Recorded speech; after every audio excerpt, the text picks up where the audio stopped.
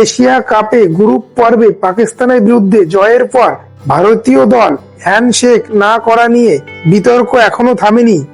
এরই মধ্যে আগামী ম্যাচে কি করবে এবং চ্যাম্পিয়ন হলে কি করবে সেই সিদ্ধান্ত নিয়ে নিয়েছে সূর্যকুমার যাদবের ভারতীয় দল। গ্রুপ এ থেকে ভারতীয় দল ইতিমধ্যে সুপার ফোরে উঠে গেছে।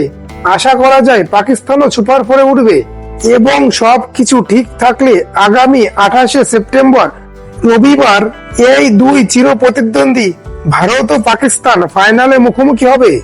তবে সেই ম্যাচের আগেই ভারতীয় অধিনায়ক সূর্যকুমার যাদব সাফ জানিয়ে দিলেন, পাকিস্তানের সঙ্গে পরের ম্যাচেও আমরা হ্যান্ডশেক করব না, যত বিতর্কই হোক না কেন। নিজেদের অবস্থা অনড় থাকবে ভারতীয় দলের। সংবাদ সংস্থা পিটিআই রিপোর্ট অনুযায়ী যদি 28শে সেপ্টেম্বর ভারতীয় টিম এশিয়া কাপের ফাইনালে চ্যাম্পিয়ন হয়, তাহলেও পাকিস্তান ক্রিকেট বোর্ড ও এশিয়া ক্রিকেট কাউন্সিল এর চেয়ারম্যান মহসিন নাকভির সঙ্গে একই মঞ্চ শেয়ার করবে না ও তার হাত থেকে ট্রফি নেবে না। বন্ধুরা, ভারতীয় টিমের এই সিদ্ধান্তের জন্য কমেন্ট বক্সে ভারত মাতার জয় লিখুন, সেই সঙ্গে ভিডিওটি লাইক ও শেয়ার করুন।